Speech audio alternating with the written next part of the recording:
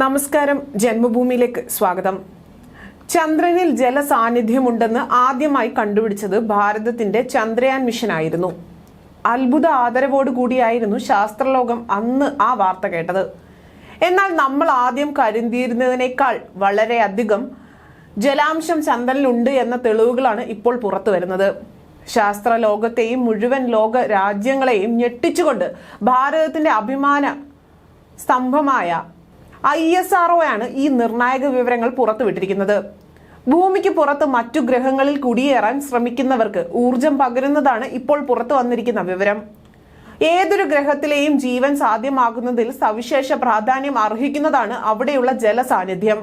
ചന്ദ്രനിൽ ജലസാന്നിധ്യം കണ്ടെത്തിയതോടെ ഏതെങ്കിലും ഒരു കാലത്ത് അവിടെ മനുഷ്യവാസം സാധ്യമാണ് എന്ന് പ്രതീക്ഷകൾക്ക് വീണ്ടും ഊർജം ലഭിച്ചിരിക്കുന്നത്. ചന്ദ്രന്റെ ധ്രുവ പ്രദേശങ്ങളിലെ ഗർത്തങ്ങളിൽ മഞ്ഞു രൂപത്തിൽ കൂടുതൽ വെള്ളം ഉണ്ടാകാനുള്ള സാധ്യത ഉണ്ട് എന്നുള്ള വിവരങ്ങളാണ് ഇപ്പോൾ പുറത്തു വന്നിരിക്കുന്നത്. ഉപരിതലത്തിലുള്ള ഹിമത്തേക്കാൾ 5 മുതൽ 8 മടങ്ങ് വരെ വലുതാകും ഇരു ധ്രുവങ്ങളിലെയും ഐസ് എന്നാണ് പഠനം. ഭൂമിയോട് ഏറ്റവും അടുത്തുള്ള ചന്ദ്രൻ ഭാവിയിൽ തേജസ് ത്രിപരിവേഷണത്തിന്റെ ഒരു അടിത്തറയായി പ്രവർത്തിക്കുമെന്നാണ് പ്രതീക്ഷിക്കുന്നത്. അതിനാൽ ദ്രാവകമോ ശീതീകരിച്ചതോ ആയ ജലത്തിന്റെ സാന്നിധ്യം സൂചിപ്പിക്കുന്നത് മനുഷ്യർക്ക് അവിടെ വസിച്ചുകൊണ്ട് തന്നെ പരീക്ഷണങ്ങൾ നടത്താനുള്ള സാഹചര്യം ഒരുങ്ങിക്കഴിഞ്ഞു എന്ന് തന്നെയാണ്. ഇസ്രോയുടെ സ്പേസസ് ആപ്ലിക്കേഷൻ സെന്റർ ആണ് IIT കാൺപൂർ, സദേൺ കാലിഫോർണിയ സർവകലാശാല, ജെറ്റ് പ്രൊഫഷണൽ ലബോറട്ടറി, IIT ധനബാദ് എന്നിവയുടെ സഹകരണത്തോടെ പഠനം നടത്തിയത്.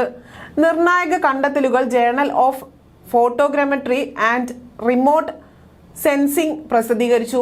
ഭാവിയിലെ ചന്ദ്ര പര്യവേഷണം ദൗത്യങ്ങൾക്കും ചന്ദ്രനിൽ മനുഷ്യ സാന്നിധ്യം നിലനിർത്തുന്നതിനും നിർണായകമായ കണ്ടെത്തലാണിത്. നാസയുടെ ലൂണാർ റെക്കോർഡ് സയൻസ് ഓർബിറ്റിലെ ഡോണർ laser optical neutron spectrometer, ultraviolet spectrometer, terminal radiometer എന്നിവയുൾപ്പെടുന്ന 7 ഉപകരണങ്ങൾ ഉപയോഗിച്ചാണ് ഗവേഷകർ ഈ നിർണായക കണ്ടെത്തലുകളിൽ എത്തിച്ചേർന്നത്. ചന്ദ്രയാൻ 2-ലെ പോരാളിമെട്രിക് ഡയാർ ഡേറ്റ ഉപയോഗിച്ച് ചില ധ്രുവീയ ഗർത്തങ്ങളിൽ മഞ്ഞു രൂപത്തിൽ വെള്ളത്തിന്റെ സാധ്യത ചൂണ്ടിക്കാട്ടുന്ന ISROയുടെ മുൻ പഠനത്തെ പുതിയ പഠനം സാധൂകരിക്കുന്നു. ഉത്തര ധ്രുവ മേഖലയിലെ മഞ്ഞു രൂപത്തിലുള്ള വെള്ളത്തിന്റെ വ്യാപ്തി ദക്ഷിണ മേഖലയിൽ എന്നോണം ഇരട്ടിയെന്ന് പഠനം സൂചിപ്പിക്കുന്നു. ഏറെ പ്രതീക്ഷകൾ നൽകുന്നതാണ് പുതിയ കണ്ടെത്തലുകൾ. 2 ധ്രുവങ്ങളിലെയും മഞ്ഞിന്റെ അംശം മുൻപ് വിശ്വസിച്ചിരുന്നതിലും വളരെ കൂടുതലാണെന്ന് മാത്രമല്ല, തുടർന്ന് ജലസ്രോതസ്സായി ഉപയോഗിക്കാവുന്ന അത്രയും ലഭ്യതയാണ് 2 പഠനങ്ങളും ചൂണ്ടിക്കാണിക്കുന്നത്.